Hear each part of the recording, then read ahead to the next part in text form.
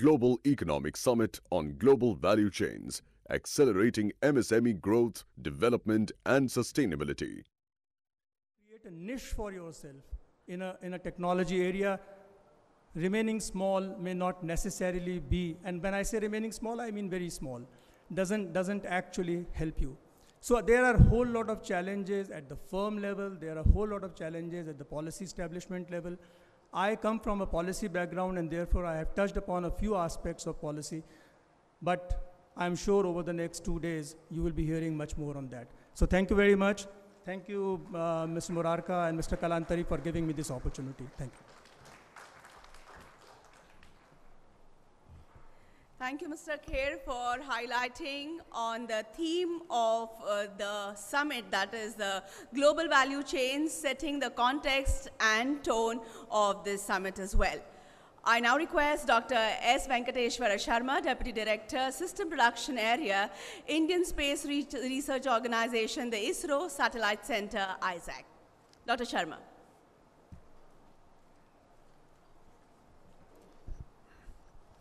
Respected dignitaries on the dais, ladies and gentlemen, my friends. I represent ISRO Satellite Center. I represent today Dr. Shivan, the Chairman ISRO, Dr. Annadurai, Director ISRO Satellite Center. Yesterday, I was very pleasantly surprised at 10 a.m. when I was asked to come for this summit. Dr. Annadurai called and told me, Dr. Sharma, you have to go for the summit because we are not able to participate, and this is a very important summit where you have to present ISRO.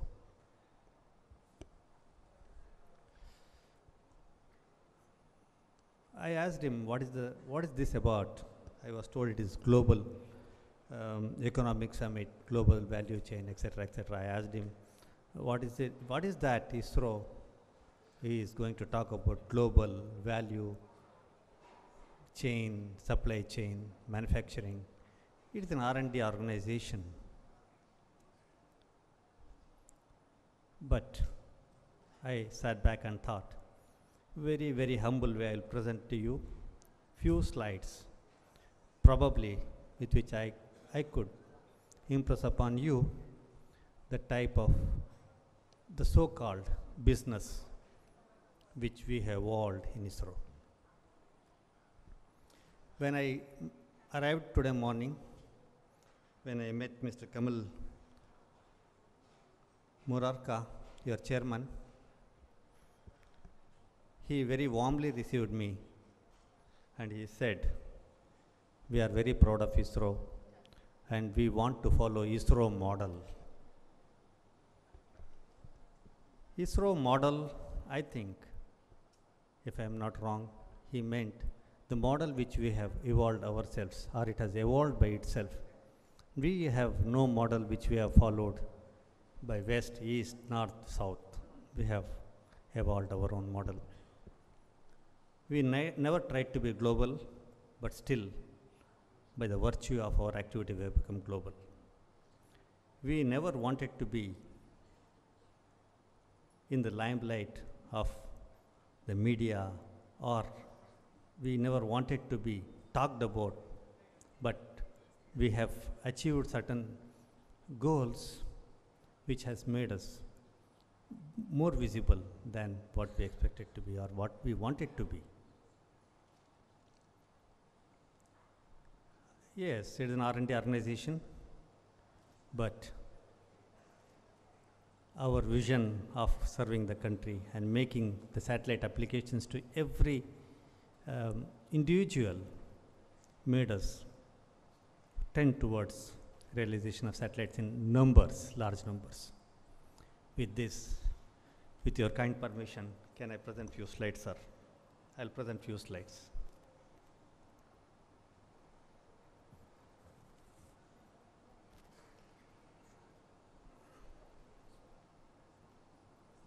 Slides, please.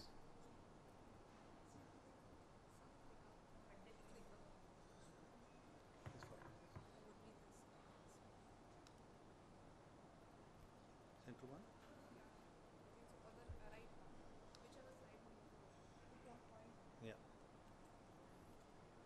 Yeah. You can see I will be talking about Indian space program, satellite manufacturing, business opportunities, and the way forward.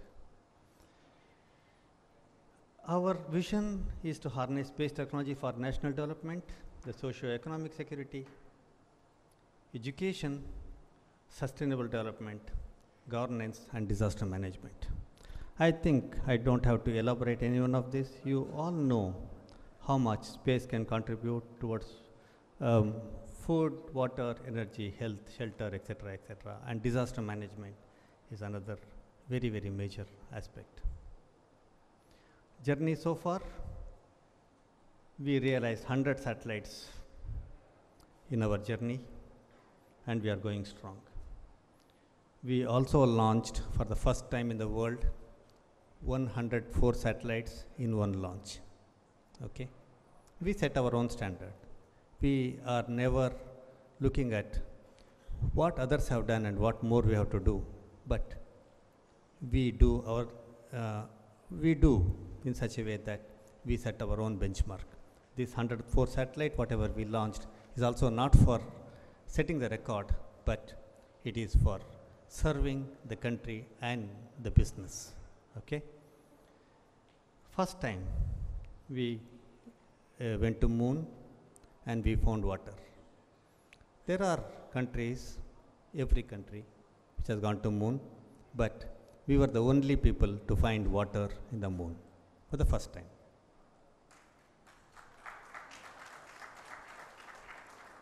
Six, seven other countries went to Mars.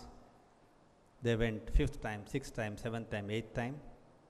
We went for the first time. Again, we are the first.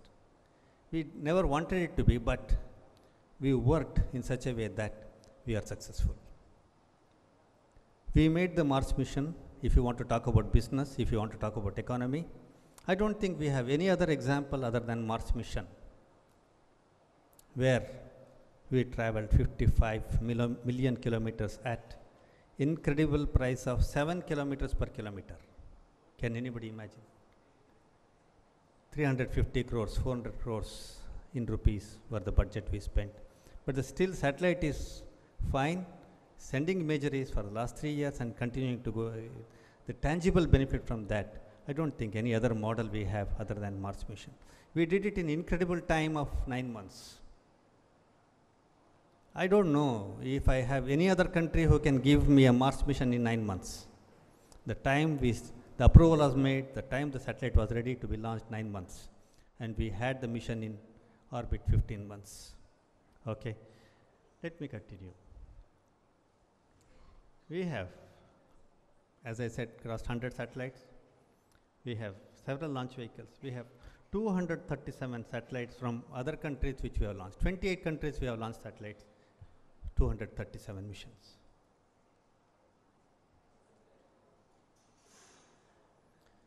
If you see for the last 3 years how we are going, I just wanted to impress upon you what type of mission we are talking about, what type of tasks we have in hand.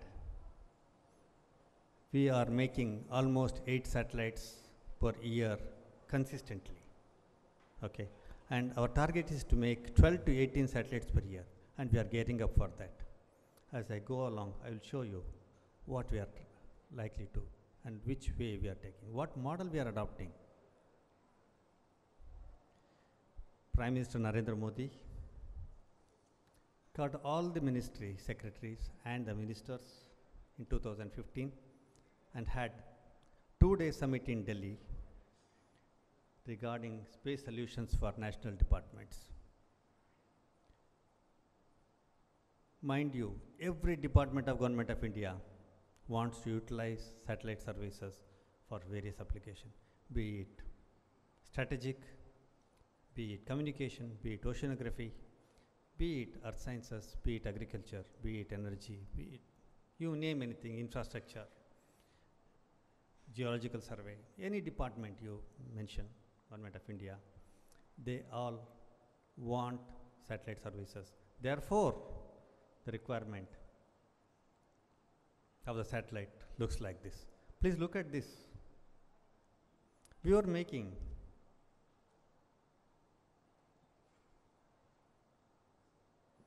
We were making one satellite in 4 years. We started making one satellite a year, then two satellites a year. And since 2010, 2011, we are making 7 to 8 satellites in a year. And in the year to come, 2018 to 2023, we have got to make 75 to 100 satellites. That is minimum requirement of 15 to 20 satellites per year. This is a confirmed requirement of satellites, and the numbers are adding every month. Therefore, look at this. This is the way the satellites are going to be made, and this is the way the satellites are to be realized, and this is the way we need to serve the country. This translates to several hardwares. I am sure there are industries who are looking at business opportunities in various domains of satellite as well as the rocket requirements. There are hardwares, there are softwares, there are firmwares, there are avionics hardwares, mechanical hardwares. So this is how it goes. If you look at the growth of these subsystems, what we call, hardwares what we call, this is the type of growth we have.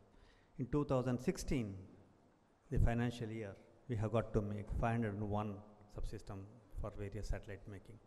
And 2017, we have gone up to 555, and 2018, it shall be not less than 700 to 750 if ever we have got to make 12 to 18 satellites.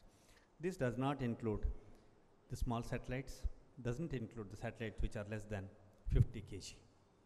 That is a different market by itself, and which we are trying to cater to. What is this about? ISRO, an R&D organization, Indian Space Research Organization.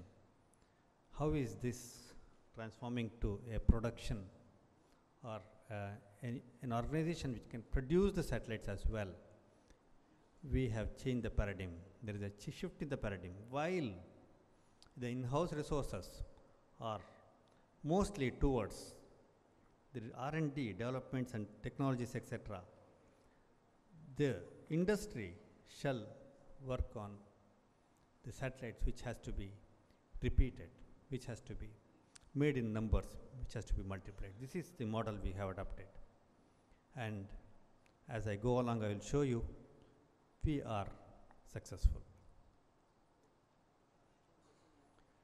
We have been designing, developing everything ourselves and in-house. We have moved over to handing over of the subsystems and systems to the industry. Now we are targeting to hand over the designs as well, what we call it as build to spec to build to print type of thing. We have been going on as per build to print, but we are moving towards build to specs type of requirements. There are different modes. We are very friendly with industry. We consider them as partners. As some of my friends here, when they asked me how you are able to, a Government of India organization is able to successfully integrate with more than 450 industries with much less issues or sort of uncertainty in the industry. I only said that they are all our partners. We look at them as partners. We handhold them. It's a long gestation period for making space hardwares, so we handhold them. There are different models. We have established facility in-house. Industries can come and work with us, produce and develop resources and deliver it to us, or it can take it to their factory. Over a period of time, you can see different modes of operations are possible. This is where we are inching towards. We were talking only about the components, the systems and the subsystems, fabrication and delivery by industry, but now we are talking about satellite integration and testing also by the industry. We are successful in handing over realization of satellite to the industry. In this venture, you could see here from the PCB to components to package to the satellite, we have migrated and we have evolved and we are going strong.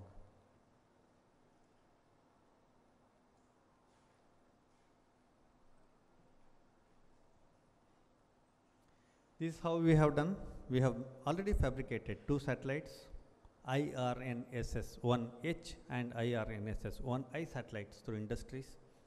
IRNSS-1H was launched and IRNSS-1I will be launched in March.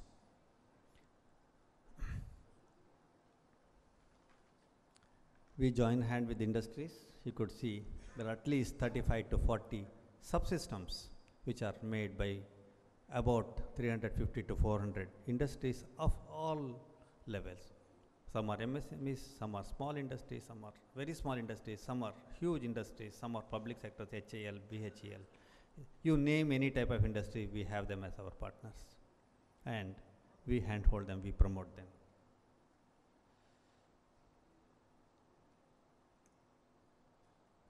Yeah, you can see all sorts of people, but it's only representative, it doesn't cover all the industries we are handling.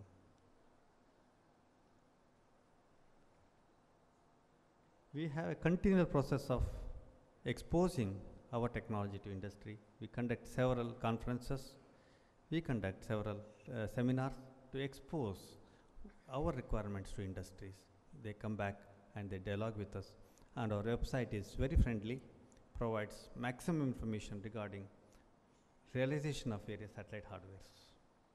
Therefore, we have evolved over last 35-40 years from subsystem to satellite, PCB to components to subsystem to the satellite level, and we are targeting now 18 satellites per year. We are planning something like this. You could see here, in-house and the industry. There are satellites which are very, very, very specialized, which we will not be able to hand over to industry, or satellites which are strategic in nature, which could not be handed over to industry. Those satellites will be done by us, and those satellites which could be realized by the industry with their own capacity, with their own knowledge, with their own experience, and the experience what they have gained by us will be done by them. Probably 9 out of 18 satellites, 9 to 10 satellites will be done by industry. Could be in our own resources, or it could be in their facility. We have different models or modes of operation. There could be consortium. It is a multidisciplinary activity. Many industries can join, come together and try and contribute in their own field, led by one major industry.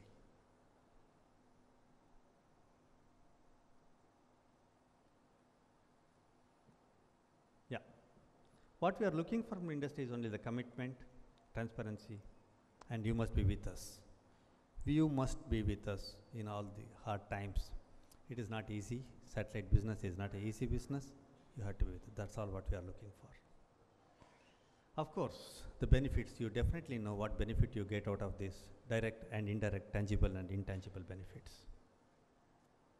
As I said, we have set up Space Technology Park, huge facility which is operated by industry, built, maintained by ISRO, operated by industry. We have huge clean rooms, we have huge electronic laboratories, mechanical laboratories, which are all directly or indirectly run by the industry, and this is going to scale up. I have one last video, if you permit me, for 3 minutes to show you what facility we have.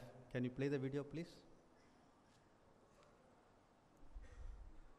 The video will show you what facility we have which can be offered to industries for taking it forward, and if any industry is interested in contributing towards the space technology. Yes, please.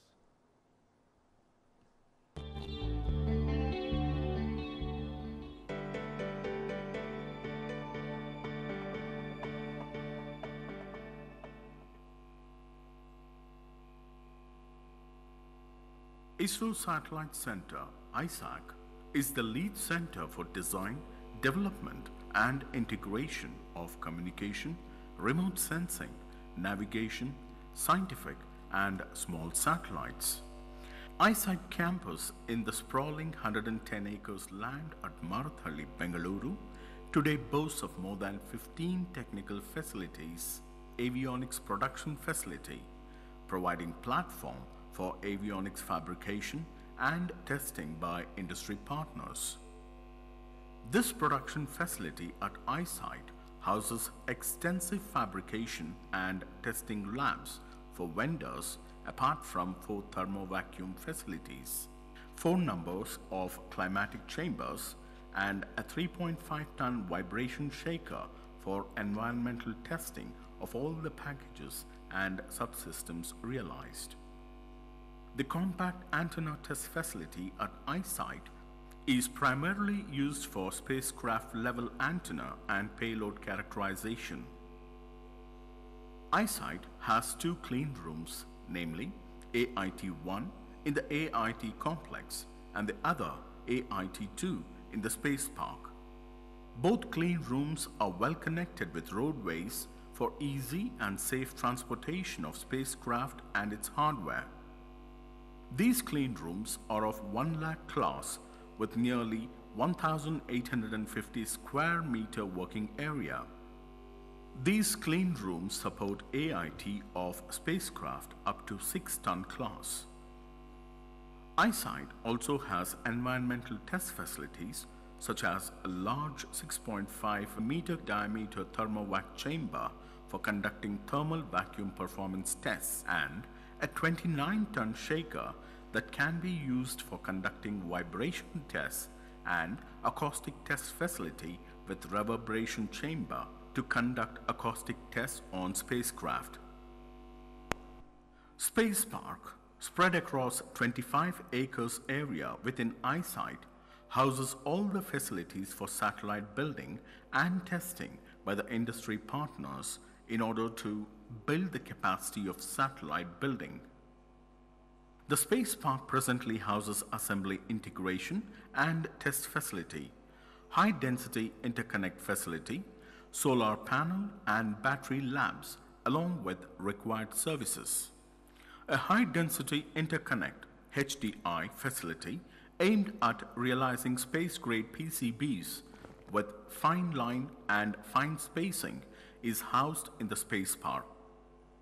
Further, 6 more new facilities are under various stages of construction and 5 new facilities are under planning. These facilities, when fully ready, will be able to deliver hardware in tune with all satellite requirements to create a strong supply chain management. Further, with all the clean rooms at ISAC and iSite, ISAC will be able to integrate more than 20 satellites at a time. Thank you. Thank you very much.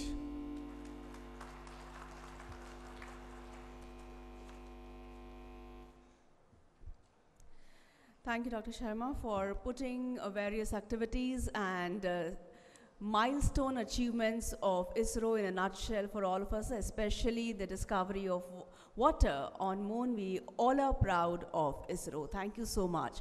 Before proceeding further, I would request the distinguished luminaries on the dais to kindly restrict the duration of their speeches in interest of time. I now request Mr. Christian Evert, Director General, Amphori Foreign Trade Association, to kindly address us.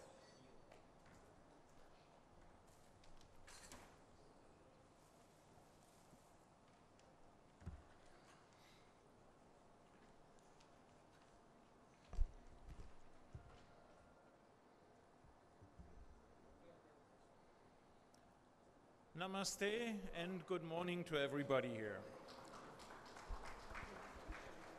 It's really a pleasure to welcome all of you and give me the opportunity to address you briefly this morning. As you heard already, my name is Christian Evert. I'm the Director General of Amphori, formerly known as the Foreign Trade Association, based in Brussels.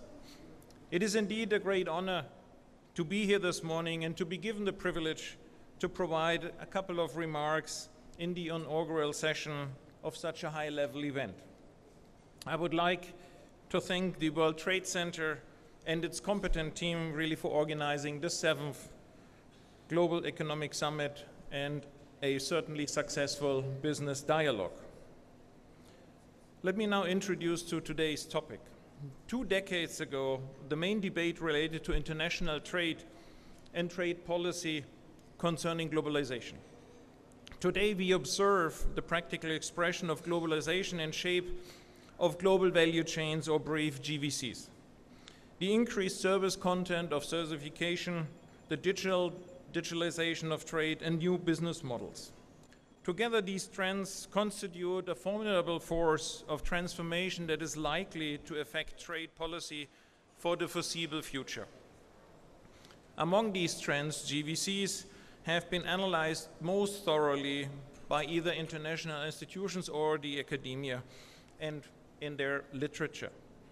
Rather than goods and services being produced from start to finish within just one country, the production process has been fragmented into a range of tasks that are spread across many countries. Supply chains can be very complex. For example, just the making of a shirt, as we all wear, may include up to 140 suppliers, including factories producing agents, fabrics, trim suppliers, and all the raw material suppliers all the way down if we go to the farm level where cotton has been produced.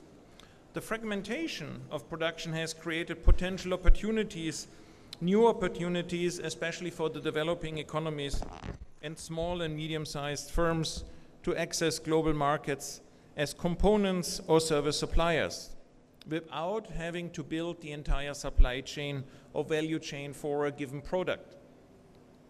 India, in fact, is fairly well integrated into global value chains, given that 41% of its exports are in fact intermediate goods used in production abroad. Considering that India's trade makes up about 40% of GDP, this is a good indicator of the importance of global value chains and India, and according to the OECD numbers, and maybe some numbers that probably came from Nadeem Ahmad himself. The futurist Thomas Frey quoted, "Humanity will change more in the next 20 years than in all of human history." Well, I'm reasonably hopeful that I will still see the next 20 years. But it's not only humanity he is going to change, or that is going to change, but especially technology.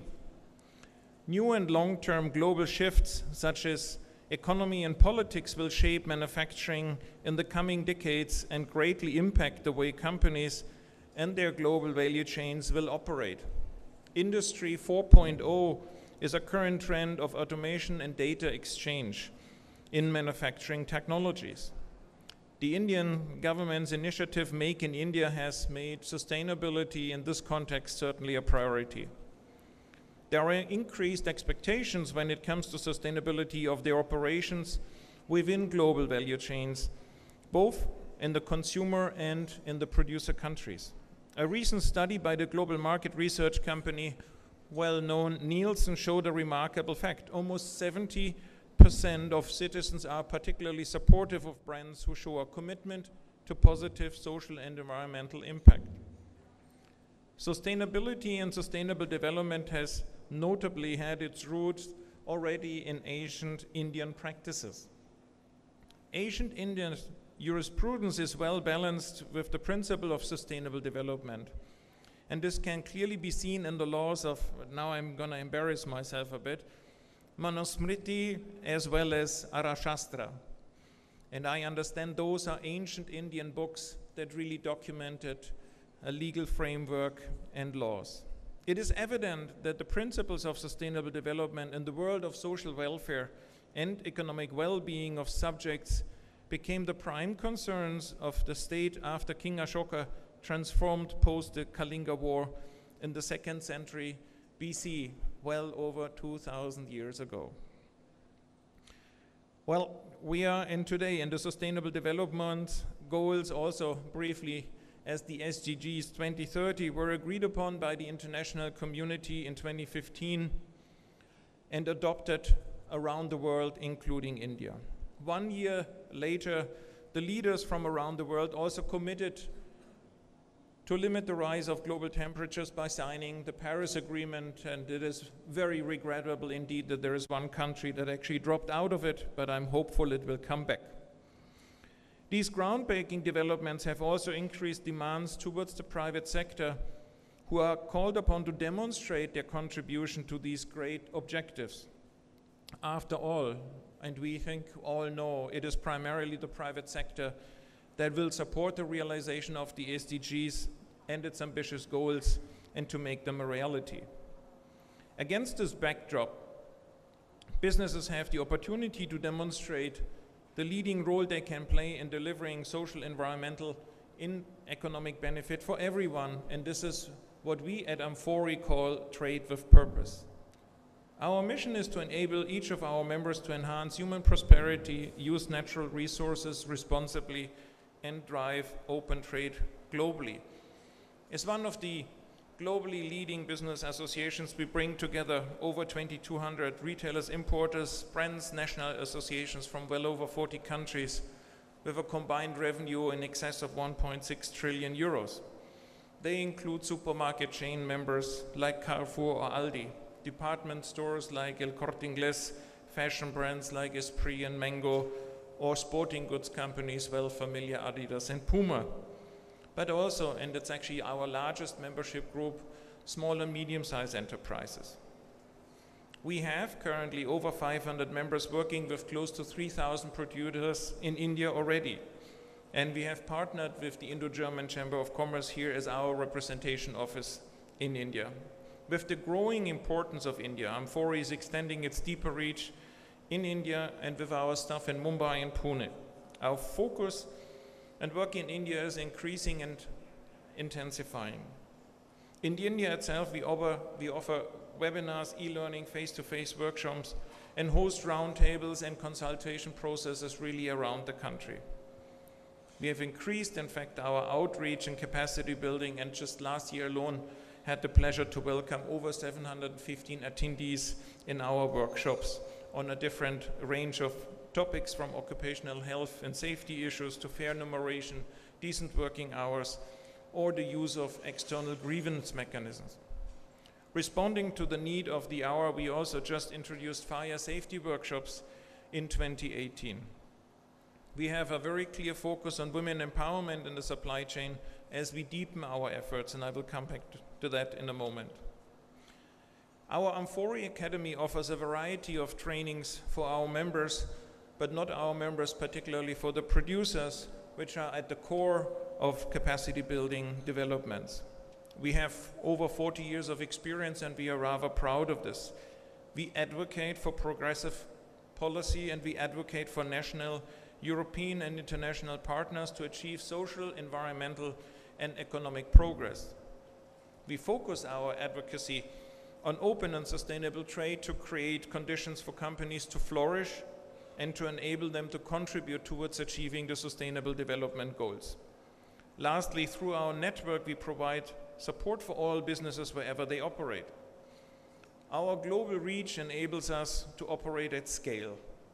And as such, we can offer many activities in local language, which I think is a key to success.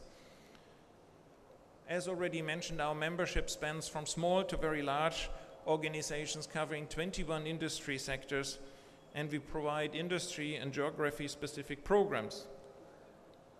As such, I have 3 policy messages in order to proceed.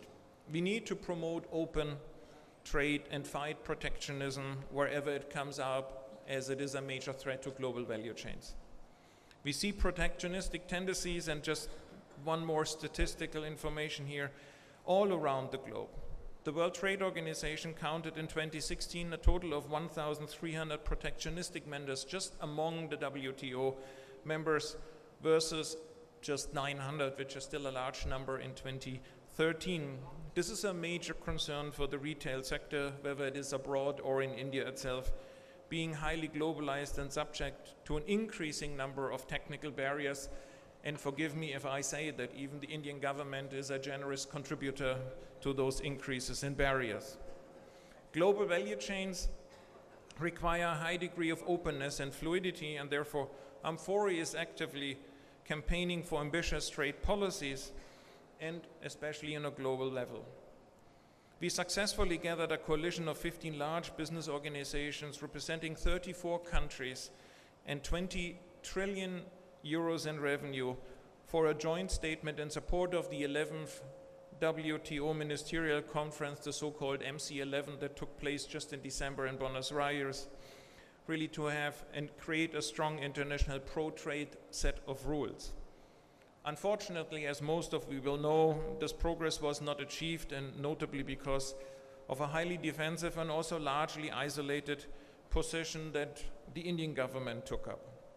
I also use this forum to call for the resumption of talks for an EU-India free trade agreement. I think this is a key success in order to benefit both trading blocs tremendously in the future.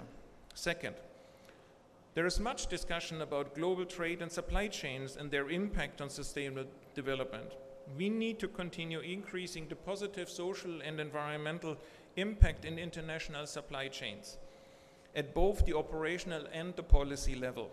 Amphori is convinced that we need a smart mix, and I think this is really the essence of good governance made by governments and international organizations, open trade rules developed by the same bodies, and sustainable business conduct made by companies to achieve higher level of sustainable growth and societal development to fully unleash the potential of the Sustainable Development Goals.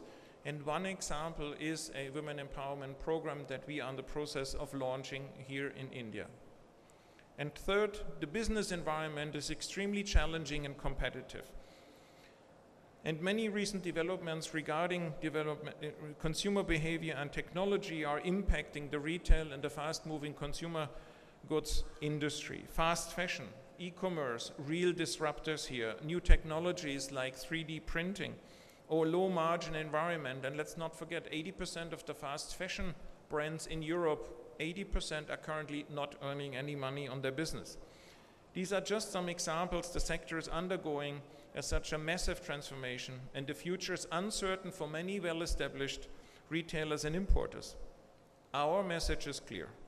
While economic operations have to find the right responses to global value chains, questions themselves, we need to make sure on the policy side that no unnecessary additional regulations are being put in place. And we need to make sure, notably with our supply chain programs, that sustainability remains a key driver for economic growth. In concluding, the SDGs serve as a source for inspiration and orientation, and whether this is within our organization or for the global community. This is really applicable for businesses and governments alike. Trade policy is a powerful tool to support the SDGs to become a reality. And trade, and in this context, global value chains, are essential to drive economic, social development and well-being. Trade policy formulated within the European Union or outside the EU at the World Trade Organization level or in any other entity has to deliver substantial input to shape a more sustainable world. Talks of the India-EU Free Trade Agreement are reviving, and I'm very much looking forward to the next negotiations or discussions at least taking place on April 20th in New Delhi. They should include a focus on the Sustainable Development Goals as part of the negotiations. Governments, international institutions, businesses, and the civil society contribute together to offer resources and flagging issues which help the implementation of these SDGs in businesses, in their global value chains, including not only SMEs, but also micro SMEs. GVCs are a key enabler to sustainability. The success in meeting them will highly depend on them. In closing, I would like to conclude by thanking the esteemed audience, all of you, for your presence here today and showing your interest in this very important topic. I look forward to these 2 days as they unfold with discussions on national and multinational approaches to foster global value chains. Thank you very much for your attention.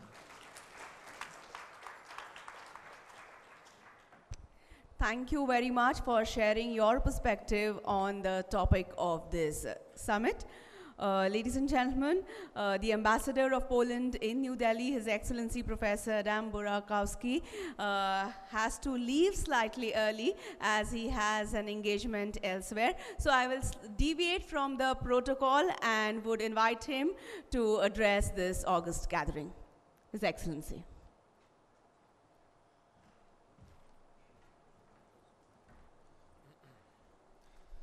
morning. Yes, good morning, ladies and gentlemen. I'm honored and grateful for the opportunity to address such a distinguished audience. I would like to thank the World Trade Center Mumbai for this kind invitation and all my friends that have very long-lasting relations with my country. It is also my honor to present to you, ladies and gentlemen, the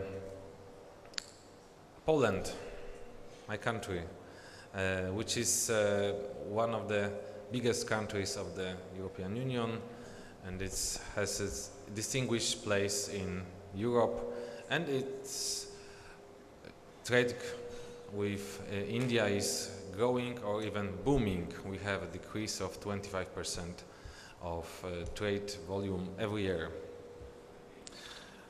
What's the state of play in our bilateral cooperation? We have a considerable number of Indian companies operating in Poland. The biggest is the company of Lakshmi Mittal, the ArcelorMittal, and it owns the biggest steel mill in Poland.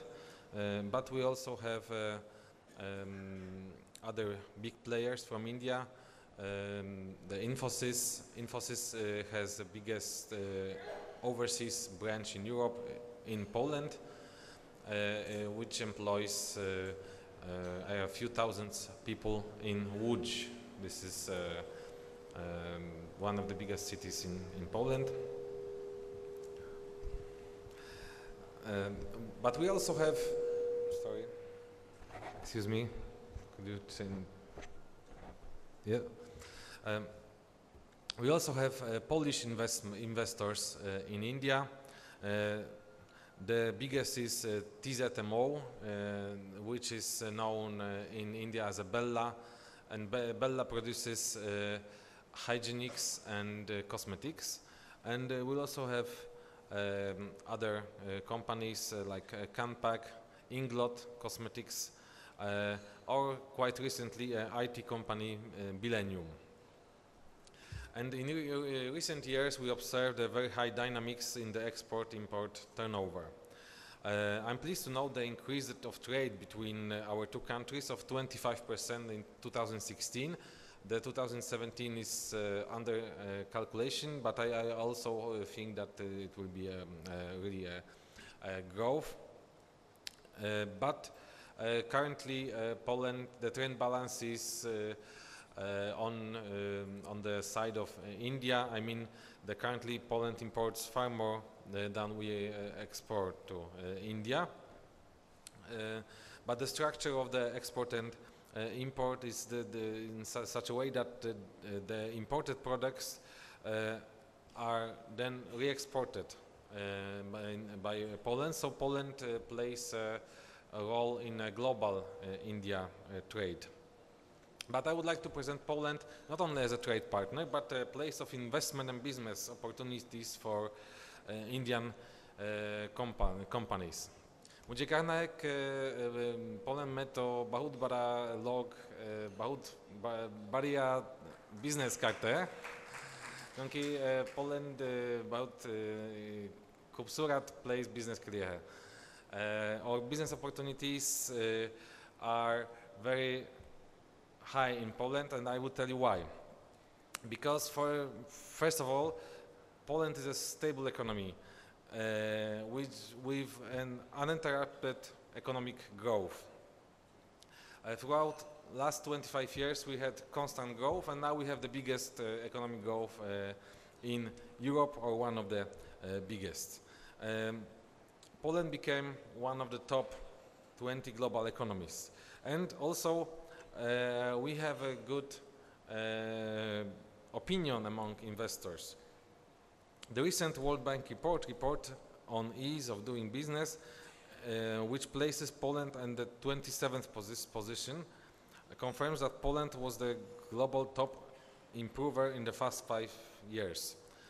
Second is the Poland's strategic location in Europe, as we are in the middle of Europe.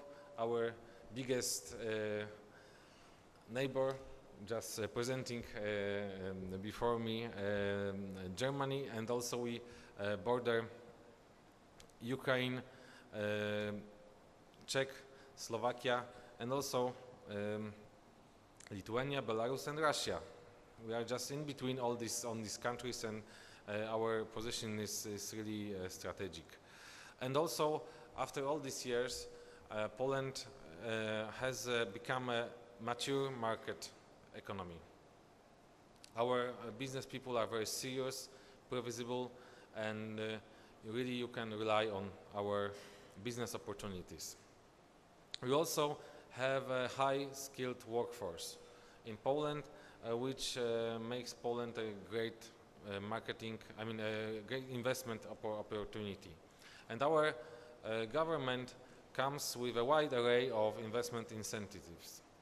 There are 14 special economic zones in Poland, and in these zones, government subsidize up to 50% of investment costs. In 2004, Poland joined the European Union and became one of the biggest states of European Union, and we share this common market. We are active member of the European Union, and we cooperate very closely with the European Commission to enhance the business opportunities for other countries. We are looking forward to the FTA between India and the European Union, and we see the FTA, the incoming FTA, as a big opportunity to boost the business. I can also stress that Poland and India are natural partners in which tackles the natural resources. Our main business with India is coal,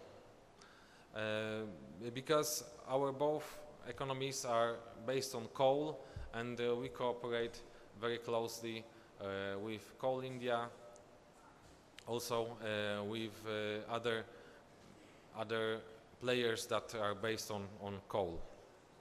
We also looking forward to smart cities, which is the initiative of Indian government. We do similar projects in Poland, and the one branch that I see a big future for Poland and India cooperation is the food processing industry.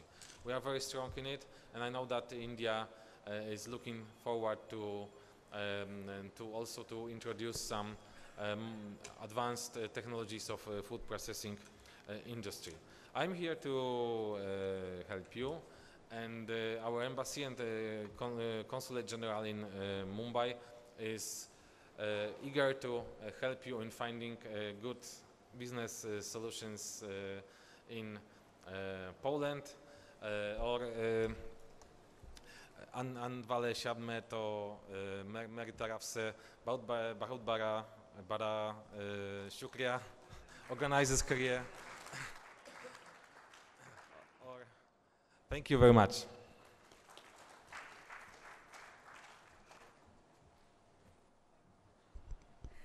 Thank you, Your Excellency, for aligning us with Poland's potential initiatives, business opportunities, and collaborative possibilities in the near future.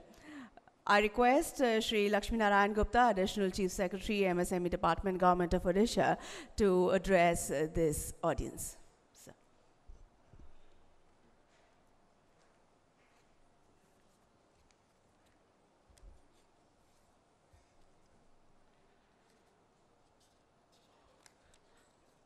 Thank you. Sri Kamal Murarka ji, Chairman, World Trade Center, Mumbai. All the distinguished panelists and guests on the dais. It is indeed a great privilege for me to be part of the Global Economic Summit and part of this inaugural session on the global value chain. The state of Orissa, which I represent, is well endowed with natural resources from mineral to marine, 480 kilometers long coastline, and vast reserves of untapped sources of energy. It has reserves of 52% of country's bauxite. It has 93% of chrome ore, 44% of manganese, 92% of nickel, and 21% of iron ore. Due to liberalized policies of government, Orissa has successfully emerged as pioneer in attracting investments in steel, power, petrochemicals, aluminum sectors. It has been consistently ranked now amongst the top 3 states in the country in terms of live manufacturing investment. Recently, the SOCHM has ranked Odisha as #1 state in terms of investments implementation rate. Odisha has also witnessed 4-fold increase in real per capita income during the last 17 years. State government is ceaselessly working towards developing Odisha as manufacturing hub of the South Asia. Not only in production, but also in exports, we have done very well. Odisha has registered the highest growth rate of 114% in exports amongst all these states in 2016-17, which has been the highest growth rate in that particular year. And Government of India, Ministry of Commerce, has recognized Odisha as the champion state for achieving this highest rate of growth and a leader state in terms of ease of doing business. The state has been able to create an industry-led ecosystem for value addition, sustainable development, employment generation, and revenue augmentation. The Odisha Industrial Vision 2025 has a target of attracting 2.5 lakh crore of new investments in 6 identified focus sectors, namely ancillary and downstream industries, metal sector, chemical, plastics and petrochemicals, IT and IT-enabled services, ESDM, agro and food processing industry, seafood, textile and tourism, and so this offers a lot of opportunity for the MSMEs in Odisha. We have a target of creation of 3 million job opportunities by 2025. State is steadily moving towards realizing this vision. MSME sector, all of us we know, is very critical for the economic growth of the country. The estimated contribution of the MSME sector, including service segment to the India's GDP, is around 38%. The total employment in the MSME sector is nearly 80 million. Similarly, the share of MSMEs in the country exports is around 45%. Considering this importance of the MSME sector, Government of Orissa has come out with the latest MSME policy 2016 as well as Odisha Food Processing Policy 2016. The MSME policy offers the capital investment subsidy from 1 to 3 crores, whereas the food processing policy offers the capital investment subsidy from rupees 2 to 5 crores. We not only offer subsidy for the MSMEs for capital investment, but also HR and skill development. In the food processing sector, 2 food parks, that is food park at Rayagada, which is closer to Visakhapatnam, and another at near Bhubaneswar, have become already operational. The state government has also been a leader in leveraging IT for ease of doing business and industrial development. The government of Odisha has introduced single window investor facilitation and tracking. In short, it is called Go Swift, portal for the industries. This is a revolutionary and first of its kind portal which shall provide all required services and support to an investor during the entire investment life cycle of a project in a time-bound, hassle-free, paperless and transparent manner. Through this single platform, approval process for 32 services from 15 state government departments have been made end-to-end online, including online approvals, e-payments, application tracking, and downloading of certificates for all linked G2B services. timelines under the Odisha Rights to Public Services Act 2012 have been mapped for each service to guarantee time-bound delivery to the investor. GoSwift has seamlessly integrated all existing technical applications of Industries Department vis-a-vis the single sign-on framework. A number of other initiatives also have been taken, like, for example, Odisha is the first state in India to launch a synchronized central inspection framework for all industrial establishments called Government of Odisha Synchronized Mechanism for Inspection of Licensed Enterprises. In short, it is called Go Smile. To resolve any investor queries post-allotment of land by the state government, an online automated post-allotment allocation called APPA has also been launched. To display real-time information with regard to the industrial land in the state, forward and backward linkages and associated utilities available in the state, an online portal again called Go Plus has been launched. To administer corporate social responsibility also, we have launched a portal called Go Care, which takes care of CSR administration and responsive engagement with the industry. As regards the finding ways to integrate MSMEs into global value chains, the critical factor that can make such an integration possible is availability of world-class infrastructure backed by state-of-the-art logistics services. It is a common knowledge that in today's highly interconnected world, production is scattered to capitalize on the comparative advantages at different locations, and it is being done to keep the cost low. Technological and disruptions have reduced product and industry longevity and intense competition for market in putting increasing pressure on manufacturers to offer products at competitive prices. Such forces are also shaping the nature value chains that is efficient and effective. The value chains are no longer static, rather they are in a state of evolution which are greatly influenced by faster movements of goods across borders. Technological advancement disrupting global value chains have both beneficial and adverse implications. Beneficial to locations where production facilities have shifted, and adverse to those locations where from these have gone. Today, most of the developing nations like ours are struggling to provide adequate opportunity to the teeming millions of youngsters adding to the workforce. 1 million people get added to the workforce in our country, and we always look for their employment. Since gainful employment, this group has the potential to disturb the social order and may lead to internal turmoil and dangerous consequences. Thus, while competing profitably in the market may remain the prime motive of the businesses across the world, employment generation to youth needs to be given top priority and urgent attention. To ensure that the MSME sector remains integrated with the global value chains as an important partner requires the sector to focus more on innovation, be it product innovation or process innovation. For that to happen, steady supply of skilled human capital needs to be ensured who have the drive to experiment with the new ideas.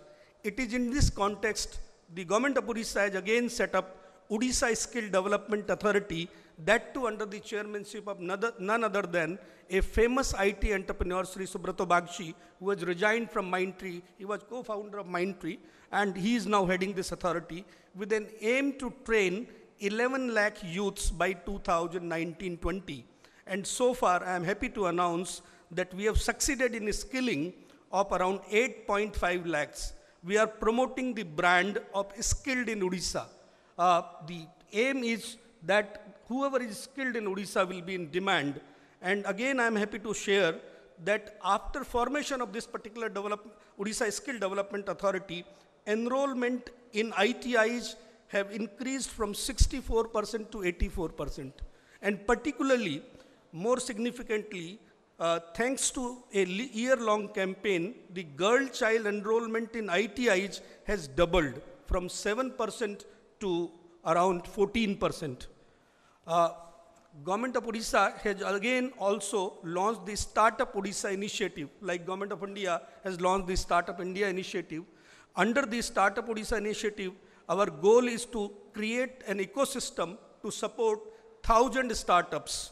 This was launched by the Honorable Chief Minister last year in the month of May, and during the last 10 months journey, the state of Odisha, through a dynamic portal of Startup Odisha initiative, that is www.startupodisha.gov.in, we have been able to enroll 175 startups in Bhubaneswar, Cuttack and maybe nearby areas, and now to scout the innovation from the grassroots levels, one Startup Odisha Yatra is going on, which is touching nearly 60 institutions across 16 districts in the state. And they have nearly touched 15,000 youths. So innovation, entrepreneurship and startup again is a big objective of the world, government of Odisha. It is my delight to announce that the 6th edition of the Odisha MSME Trade Fair is going to be held next month between 5th to 10th March. The focus for this year's Odisha's International Trade Fair is on food processing sector. I take this opportunity to invite all of you, both domestic and international delegates, to be a part of this international fair in Bhubaneswar in the month of March. I express my gratitude to the organizers of the summit, particularly the World Trade Center, for providing me an opportunity to me and my state to showcase the strengths of the states and share the views on the subject. Lastly, let me again take this opportunity to extend a warm invitation to the delegates present here to come and visit Odisha. There are two opportunities, one in March, another is in the month of November, between 11th to 15th. The second edition of Make in Odisha is going to be organized. You can always block these dates in your diary and visit Odisha and get a first-hand feel of the place and its business opportunities. Thank you very much. Thank you.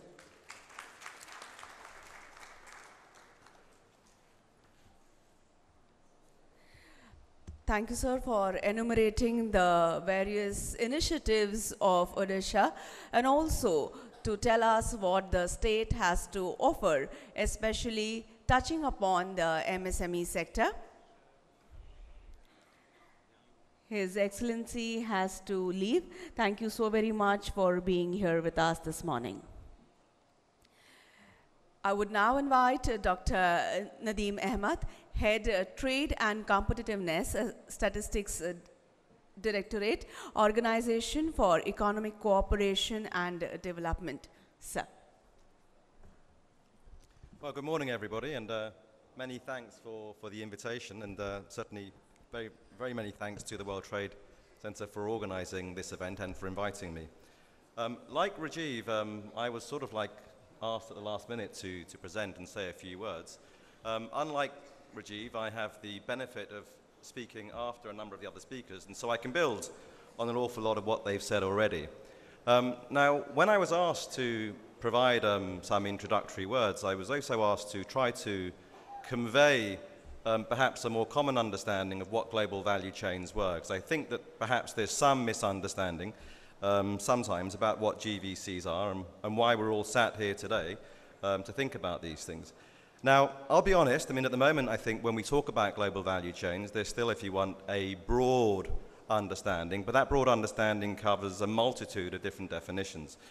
My own simple view, certainly for the audience here today, is that they present, if you want, opportunities and challenges. And certainly amongst the delegates who are here today, I think that the opportunities are for SMEs and micro firms as well, to think about how can we capitalize on the opportunities that are presented by GVCs, but also be aware of the threats that they also pose in terms of competitiveness.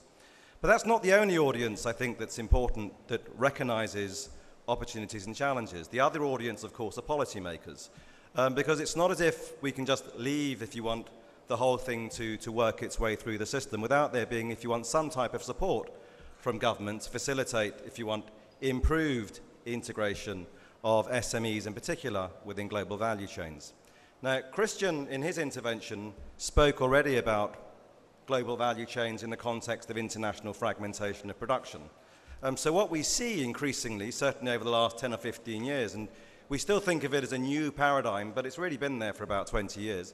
If we think about what's been going on globally, we see that firms, mainly multinationals, have been able to exploit, if you want, the opportunities that have been presented by reductions in transportation costs, reductions in communication costs, and the ability, if you want, to slice and dice production that used to be done within one economy across the globe. So capitalizing, if you want, on cost advantages and comparative advantages that exist in different countries. And I think therein lies the key opportunity. The key opportunity is how can we as a firm or we as a country capitalize on this splicing and dicing? What type of specialization do we have that allows us to integrate into global value chains? I mean, once again, going back to the very simple notion of global value chains and why they're slightly different, is that they are today vehicles that allow small firms to be part of a global production process in a way that wasn't imaginable before. And certainly I think that resonates with most of you who are here today as, if you want, representatives of SMEs or perhaps even owners of SMEs. Now why is that important? Because we know that as SMEs, the ability just to integrate or to export is typically harder than it is for a larger firm. I mean, the fixed costs of basically accessing foreign markets are usually much more onerous for small and medium firms than they are for larger firms. And so that's part one of the complication. So what can we do to facilitate that? And we heard some excellent interventions from the Minister Gupta about what's being done on the trade facilitation side to improve that. You know, the idea that you've got basically this paperless system that allows you to access export markets is an important part of it. At the OECD, we've done some work looking at trade facilitation, and we've calculated that up to about 15% of total trade costs can be reduced by full implementation of perfect, if you want, trade facilitation measures. So there's an important scope from the policy side, important levers that can be pulled on to improve access of SMEs to international markets.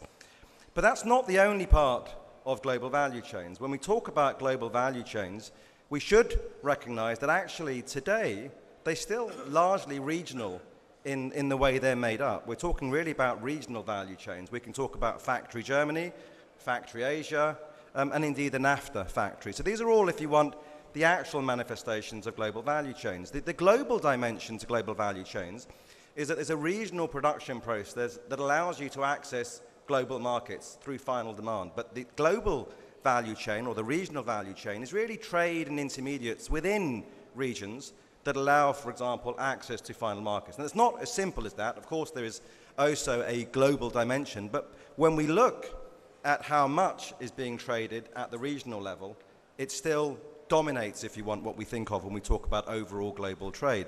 Now that's partly because, of course, you've got these deep trade agreements at the regional level in a way that we still don't have at the global level. So that facilitates, if you want, the development of regional value chains. But it's also partly because, whether we like it or not, transportation and time still matter. You know, the ability, for example, to have, if you want, a producer in a relatively similar time zone that allows you to basically control the production process in a real way, in a real hands-on way, still matters. Transportation costs still matter. They can be 2, 3, 4, 5, up to 10% of the overall cost of a product. And those transportation costs are multiplicative. So when you think about fragmentation of production, you also have to recognize that the small parts of transportation costs, and indeed the small parts of tariffs that are still there, even though they're much smaller than they used to be, multiply throughout the system. And that's one of the reasons why you still see regional value chains mattering. So that's to say something about the policy drivers, but also the importance for you here. We'll talk more, I think, during the following session at detail about trade policy. I think that's probably all I want to say at this stage. I mean, there's an opportunity, I think, to say more later on. But if you have any questions, if we have any questions, then we'll be happy to take them. So thank you very much.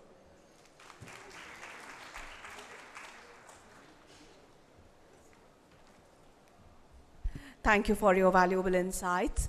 Ladies and gentlemen, time now to release the GES handbook.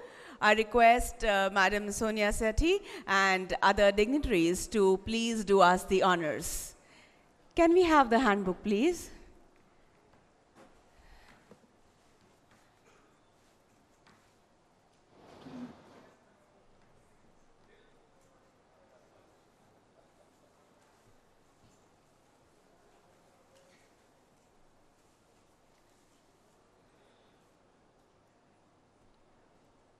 I'm so sorry for that little technical glitch. There it is. नहीं sir आ गया.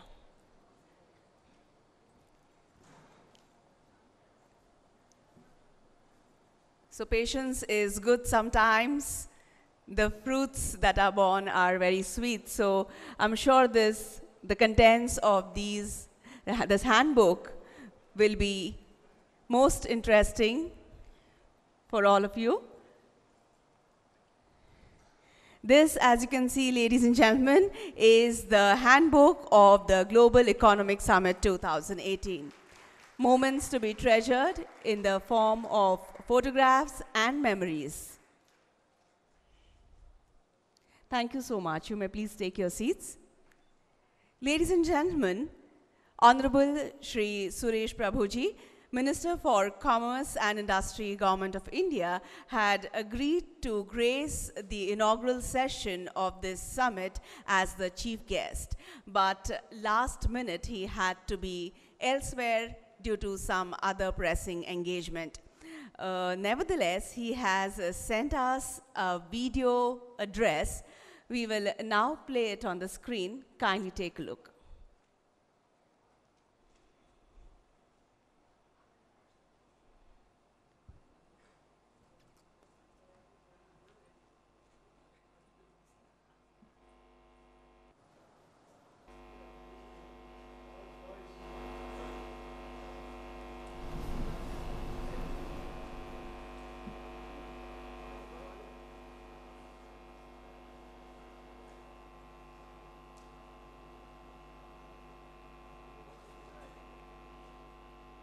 My good friend, Mr. Vijay Kalantri, who is the President of All India Association of Industries, who is also the Vice Chairman of World Trade Center, has organized this very important event on global value chains. I think this is the most appropriate program for the time that we are living in. The world has changed, and now it's all global value chains which make the world function. Nobody makes a product in a one particular geography alone. Nobody delivers or creates services in one geography alone. Nobody is living in a world which is completely aloof from the rest of the world. Nobody lives in isolation. We are integrated. And because we are integrated, there are global supply chains which came in, and now we are talking about value chains. That is adding value to the supply chain, and that is what is going to be the new mantra for business. The global economy is changing. Whether we like it or not, global economy may slow down, global economy may see some ups and downs, but still global economy is bound to grow because it's a combined human will of 7.5 billion people of the world that they want to live a better life, they want to live what they have got, they want to do better things, they want to innovate, they want to bring in new ideas. All of this will contribute towards the GDP of the world increasing. In that increasing world, we have realized that why should we do everything ourselves? This was original traditional thinking, that a shop floor manager was always thinking whether I should make a product or buy a product. My president of World Trade Center, Mr. Kamal Muralka, will tell you that in his various companies, that is a great industrialist, he will always make this choice that whether I should make a product in my own factory or I should buy it from outside and sell it under my brand name. But this choice has now become choice of the world, whether I should make something in my country or I should get it from outside. Whether I should make everything in my country or do some things in my country where I am good at and get others added to my already created product by doing a value addition. And that is what is going to be the global value chains of the world. There is a tremendous opportunity to create jobs if you can integrate into the value chains. To integrate the value chains, we have to think differently. We have to align our own thinking to the aligned thinking of the other chains, because chain means that we cannot be in isolation thinking. We should be part of the global thinking. We should be part of the global economy. We should be part of global thought process. And to do that, what is necessary is a changing of mindsets. I am very happy. As always, Mr. Vijay Kalantri is a thought leader. He has created this very important platform today, in which he has brought together a lot of people from all over the world. I was very keen to attend this program. I will still try to come, but let me offer you my best wishes through this message. And I will assure you one thing. We are very impressed with the work done by the great organization, All India Association of Industries. Real quality work. That day, Mr. Vijay Kalantri and Rupa Naik came and presented me some of their research findings. Absolutely world class. We would like to collaborate with you and work with you to find out how more we can work together to get, again, do value addition to our own thinking and to get better products outside it. So let me wish you all the best. Thank you very much.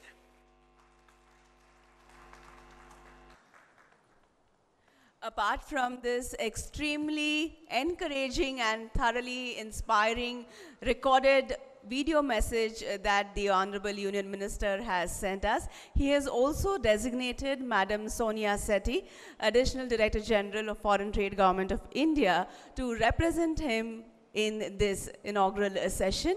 Madam, we are eager to hear from you.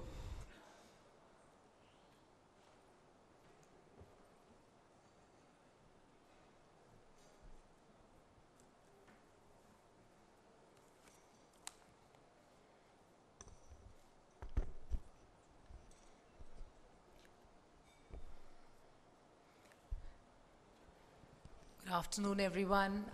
Very distinguished panelists on the dais. All the delegates from various parts of the world who are here to attend this very important summit, ladies and gentlemen. Honorable CIM has just conveyed his thoughts to you through his video message.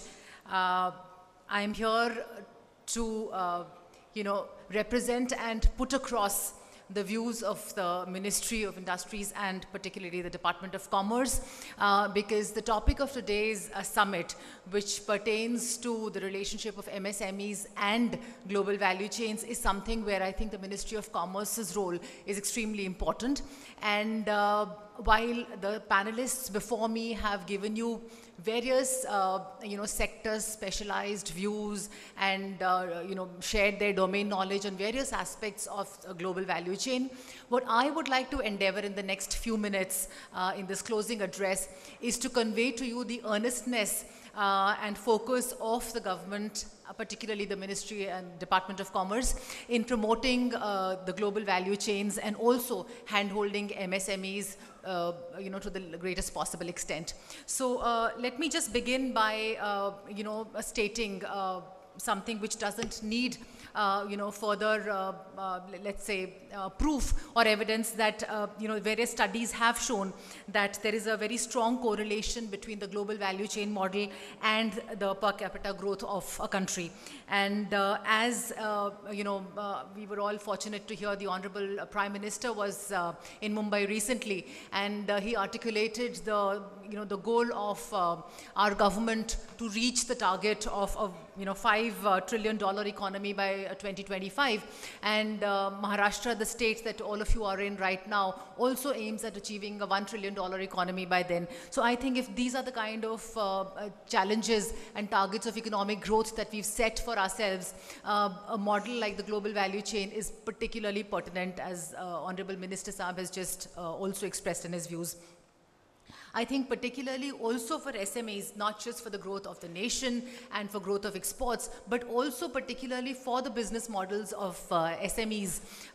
The global value chain model is extremely important and useful because not only does it expose them to world-class buyers and clients, but it's also seen that in the course of their development and growth, those SMEs that have incorporated the 2 C's of competitiveness and connectivity are the ones that have been able to survive. So I think this is something that I wanted to share with you. Other than that, while we are all highlighting that, global value chains are the way to go forward for us, what is it that in our system, in the Indian economy, are the hurdles and impediments that prevent Indian companies, particularly MSMEs, from making their mark in this sector? I think broadly speaking, perhaps gaps in infrastructure, particularly trade infrastructure, gaps in logistics, lack of adherence to standards of and quality, and also in terms of procedures which require transaction cost times. How do we reduce that? So these are some of the broad areas which have been cited as reasons why India has not been able to make its impact in the global value chain system. And I think I would like to share with you some of the interventions that the government has made and some of the policy initiatives made, so that we are able to bridge these gaps. The reason why I highlighted some of these gaps is that, when we talk about the Indian footprint, in world trade, the world merchandise trade is to the tune of, say, $16 trillion. There is a study which kind of divides this into, the small basket and big basket. So the small basket is 30% of world trade and big basket is 70%. Ironically for India, 70% of our export earnings come from the small basket products. And the real potential for growth is actually in the big basket products, basically, in sectors like electronics, telecom, high-end engineering products, etc. And it's in these that India has a weak global export share. Some of the sectors, I was trying to sort of see some of the statistics, mobile phones, integrated circuits, computers, LCDs, etc. It's like 0.04% or 0.1%. And this is where actually MSMEs have to play a big role in increasing our share in exports. So, how do we go about doing that? As I said that, the big ticket sectors, the big basket sectors are all very infra-critical. And, Mr. Murarka talked about the administrative and legal infrastructure. So I'm here to actually talk to you about the physical infrastructure interventions that the government is now mindfully making in order to, ensure that in these sectors we can increase our share. Now, talking about infrastructure, what's very important in trade is the port infrastructure. And to just, spend a minute or two on how this sector is so critical and needs, a greater focus, and which is what the government is now trying to do. So typically in the global value chain, it's very important that there is fast entry and exit of products. And because delay here can actually disrupt the entire value chain. And countries like China, Japan, South Korea, Thailand, Malaysia, they have been able to become part of the global value chain because of very efficient port administration and port infrastructure. I was actually talking to colleagues from JNPT, and in the course of our discussion, it emerged that even a port like Shanghai handles much more trade than all the container ports of India put together. And I was actually quite surprised to see these figures, because what I was given to understand by specialists in port infrastructure is that while containerization and cargo aggregation are crucial to port efficiency, MSMEs particularly, face a challenge here. And this actually comes from the fact that, the volumes are low, and also that, ports in India really need to make these very, very important interventions. And I was happy to know that in JNPT, we've made introductions pertaining to RFID, direct port delivery, direct port entry, and some of you would have experienced some of these improvements made in port infrastructure. I'm told Chennai and Mundra are following, the similar pattern. But I think a lot needs to be done, and it's actually being taken on priority, by the government to see that our port infrastructure is upgraded and brought at par, with world-class ports, so that this very critical gap in trade infrastructure is bridged. Also, a mention was made about logistics.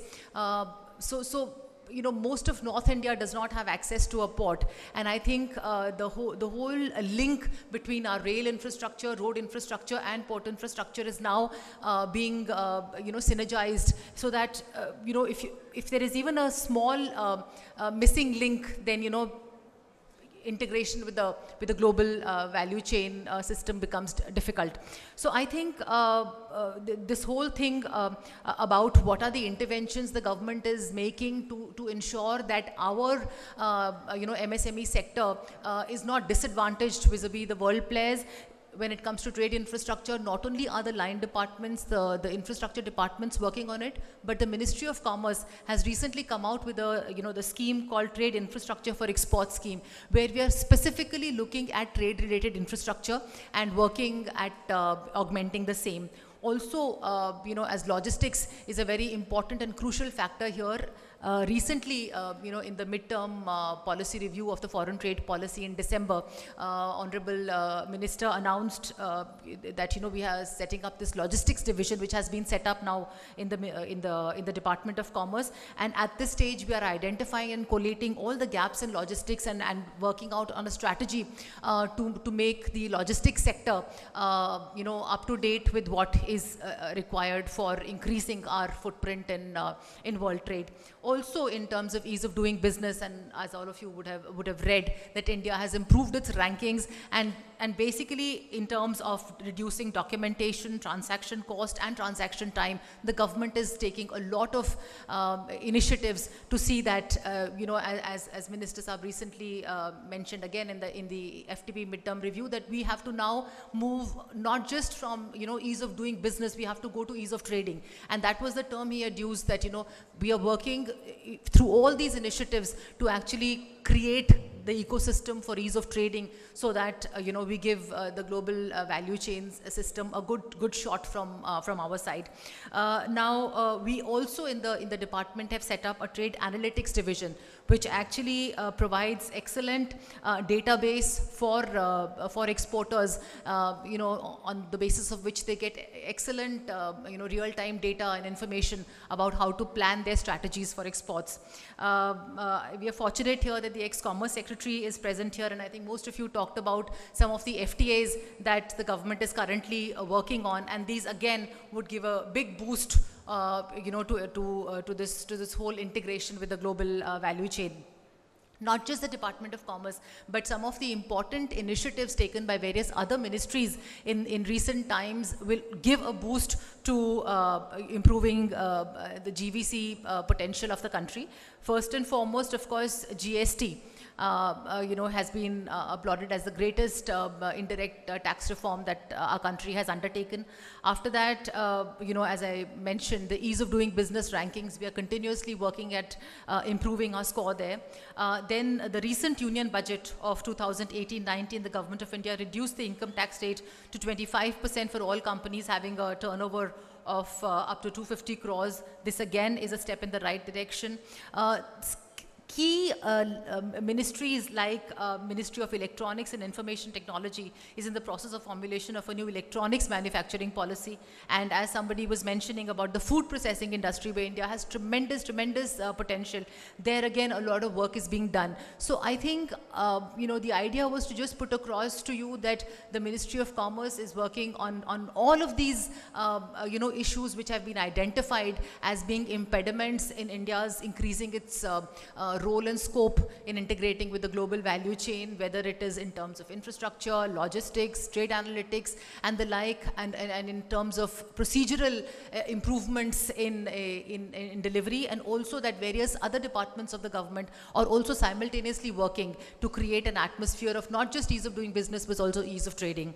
Having said this, I think what I would like to end this address of mine is by saying that while the government is doing its share to handhold the MSME sector to make its critical increase and growth in global value chains. I think the business leaders and representatives of various industrial houses present here must also now take it upon themselves to join hands with the government in this process. And I think I was recently speaking at the Magnetic Maharashtra Investment Summit, and we were talking in a session on export-fueled growth for Maharashtra. And there again, we were emphasizing that, the corporate sector, the industry has to invest more in R&D. They have to upgrade their production processes, the quality control issues, all of these, so that, the industry does its own share of upgrading its own, the skills, and also coming up to international standards, so as to, synergize with the government in a joint effort that we have to make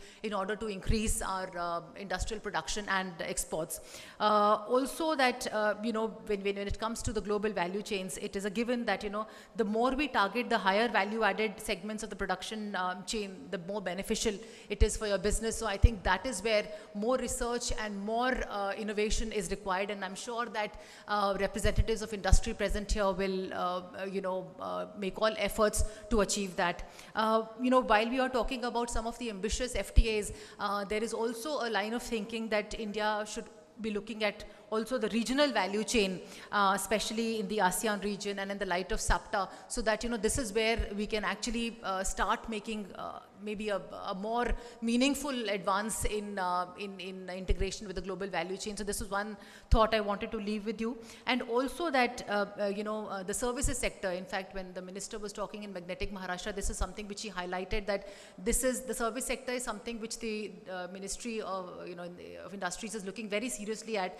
And I think the global value chain integration in the service sector is something that we're looking at, and also, and I'm sure that a lot of you here represent the service sector also. So that is also something that needs to be done. And I think that jointly with all these efforts that the government is making after various studies and analysis of what are the gaps that have come in the way of our achieving a greater share and integration in the global value chain, I think you would agree with me that, government has made the right policies, and we are going ahead with all of that. And I think that with industry leaders and business leaders like yourselves, we can jointly move towards achieving the $5 trillion economy goal that India has set for itself for 2025. And I'm very, very happy that, discussions and summits like this will actually brainstorm on these very, very critical parameters. And I'm sure that, in fact, I will also request the All India Association of Industries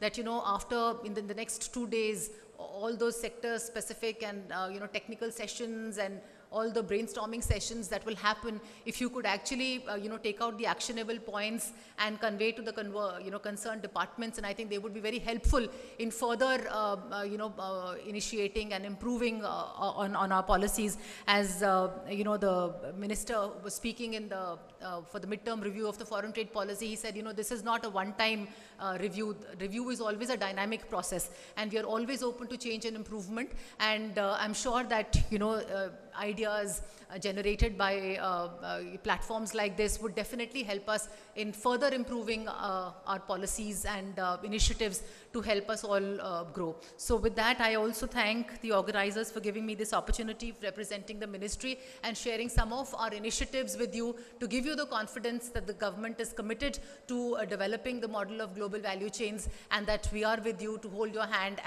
and to give all supports that that is possible. Thank you very much.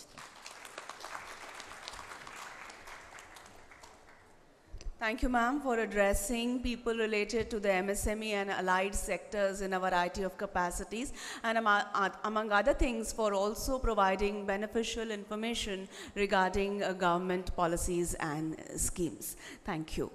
Ladies and gentlemen, through the 2 days, that is today and tomorrow, we will be felicitating outstanding companies that have excelled in their performances with respect to the global value chains. In this session, we will be honoring 3 such companies. I would request Sonia Sethi, madam, and Mr. Murarka to kindly do us the honors. The first award goes to Gujarat Cooperative Milk Marketing Federation Limited. The awardee is under the category Agriculture. And we have Mr. Sameer Nagle, Senior Manager, to receive the award. Could I request Mr. Nagle to kindly step on the dais? Yes. And request Sonia ma'am and Murarka sir to please do the honors. Gujarat Cooperative Milk Marketing Federation Limited, the GCMMF, Anand, manufacture and market the famous Amul and Sagar brands. This is the largest food product organization in India, bringing in a sizable amount of foreign currency to the exchequer. Heartiest congratulations to you. The second award in this session goes to Crystal Automation Private Limited, awardee under the category Manufacturing. To receive the award, we have Mr. Chandrasekhar S. Shetty, founder and managing director of Crystal Automation Private Limited, has over 20-year period specialized in good manufacturing practices in pharmaceutical, chemical, food machinery, manufacturing, and plant automation systems.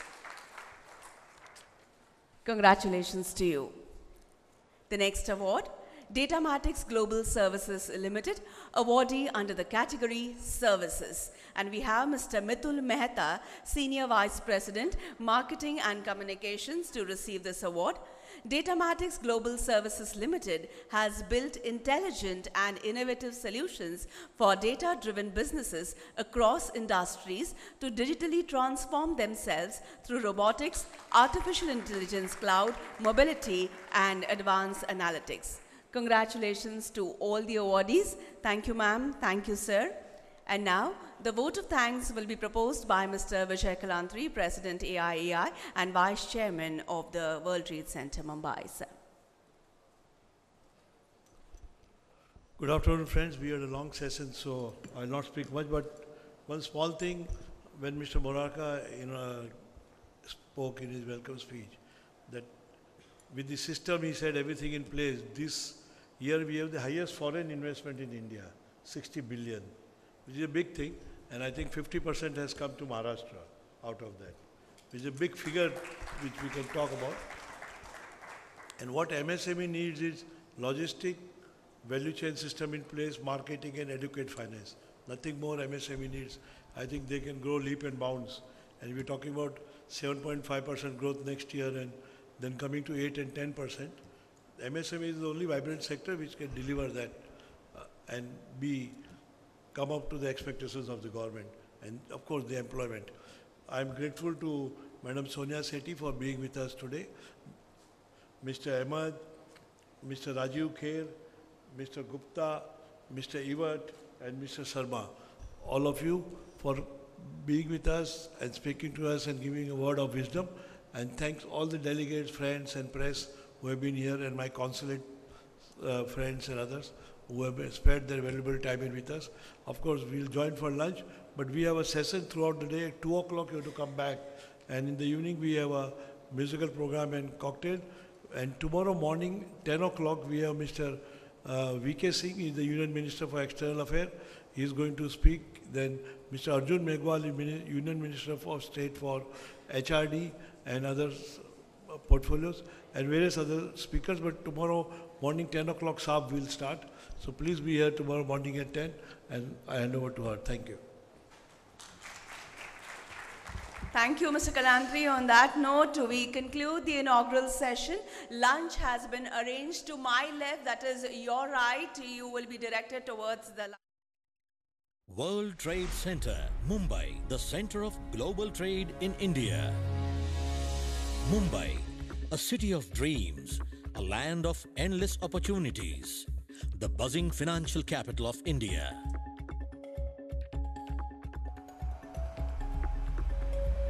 At the southern tip of this island city lies the hub of global trade, an organization that is the preferred trade catalyst of modern India. Born out of the vision of eminent engineer and Bharat Ratna Sir M. Visvesvaraya, the Twin Towers of World Trade Center Mumbai symbolizes the might of modern trade in India. His dream was to create a destination for international trade Industry Research and Development Center, and Mumbai was a natural choice since it is commercial capital of India, a place from where trade impulses spread throughout the country. Today, it is aptly called M. Visvesvaraya Industrial Research and Development Center, the promoter of World Trade Center Mumbai. The World Trade Center in Mumbai is in fact the first World Trade Center in India. Inaugurated by the then Prime Minister Mr. Morarji Desai in 1971, World Trade Center Mumbai was amongst the first few that became the certified member of the WTCA New York in its very first year of conceptualization. The WTCA is an unparalleled network of 323 World Trade Centers in 89 countries, representing 1 million businesses. WTC Mumbai is the country's best-known landmark. The Arcade Arena was the city's first ever mall with an escalator which people thronged to see. The iconic towers of World Trade Center Mumbai offer 360-degree panoramic view of the Arabian Sea.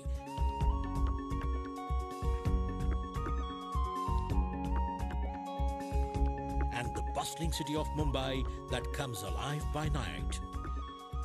Spread over 13 acres, the well-laid-out twin towers form the World Trade Center complex.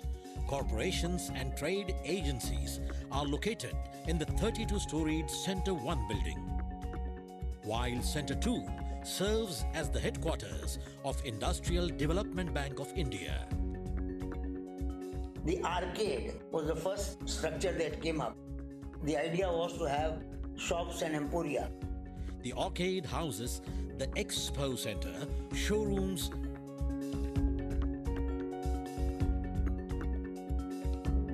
several banks, and a fine dining multi-cuisine restaurant.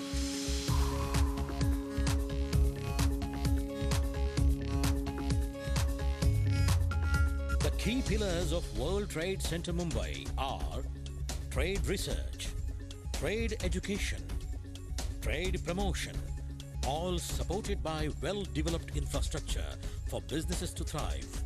It is a fully equipped venue with modern facilities for conferences. Arbitrations and training programs are part of the infrastructure. The centrally air-conditioned Expo Center is the most preferred exhibition venue for domestic and international trade and consumer shows.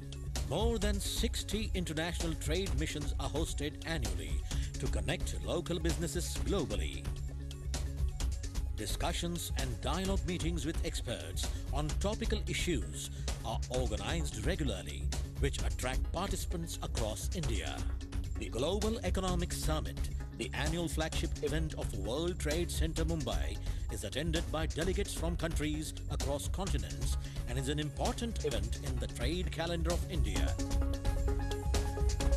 Mumbai World Trade Center is the most active, it has the best facilities, and it conducts programs which are still unique.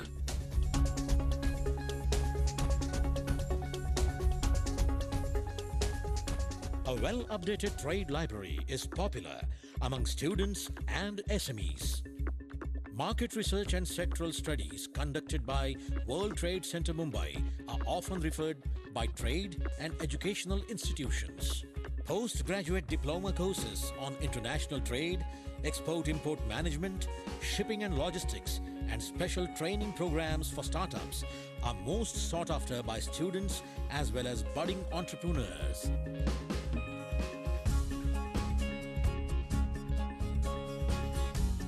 The World Trade Center Mumbai works closely with government agencies and other trade promotion organizations in facilitating trade for micro, small, and medium enterprises in India.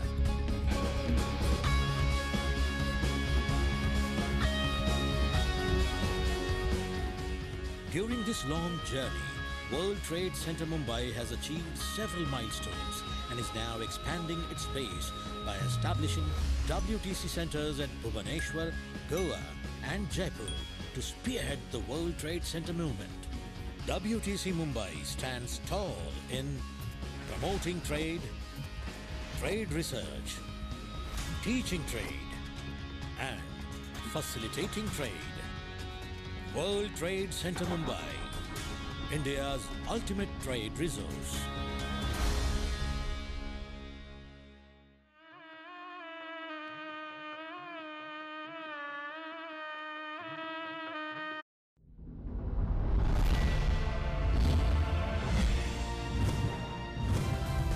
आप देख रहे हैं DD national, India का अपना channel. महानगरों की चकाचौंध से दूर देश के कई शहर और कस्बों की स्थिति ठीक नहीं है। वहां बुनियादी सुविधाओं की भारी कमी है। छोटे शहरों में जीवन स्तर को बेहतर बनाने के मकसद से अमृत योजना की पहल की गई है। 1 लाख से ज्यादा जनसंख्या वाले इलाके में अमृत योजना के तहत शानदार बदलाव देखने को मिल रहा है। इसमें 24 घंटे बिजली मुहैया कराना, पानी की सप्लाई को बेहतर करना, नालियों की उचित व्यवस्था कर स्वच्छता कायम करने पर जोर दिया जा रहा है। यातायात की सुविधा को बढ़िया बनाने के साथ साथ बच्चों के शारीरिक और मानसिक विकास के लिए पार्कों की भी पहल हो रही है। प्रदूषण और ग्लोबल वार्मिंग के बढ़ते खतरे को देखते हुए इसमें हरा भरा माहौल कायम रखने पर भी विशेष ध्यान दिया जा रहा है। इसमें बिजली का बिल, पानी का बिल और हाउस टैक्स जमा कराने के लिए डिजिटल माध्यमों को बढ़ावा दिया जा रहा है। जिन शहरों या कस्बों में पर्यटन की संभावना है, वहां इसके और विस्तार देने पर काम किया जा रहा है। लोगों के बीच इस भावना को मजबूत किया जा रहा है कि वो जहां रह रहे हैं वो किसी दूसरे जगह से कम नहीं है। सरकार उनके साथ है। अगर सभी छोटे शहरों और कस्बों का रचनात्मक विकास हो गया तो परिवार में तरक्की बढ़ेगी, समाज का विकास होगा और देश बनेगा समृद्ध और खुशहाल।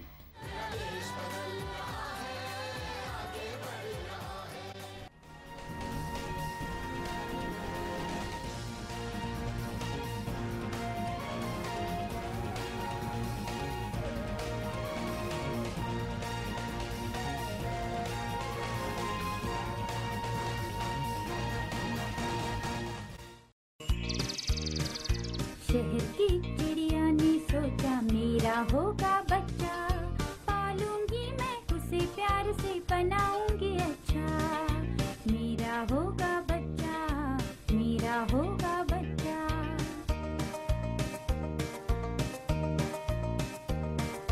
जरूरी घोंसला उसके खातिर चली बनाने चिड़िया, छान मारी उड़ उड़ के उसने शहर की सारी गलियां।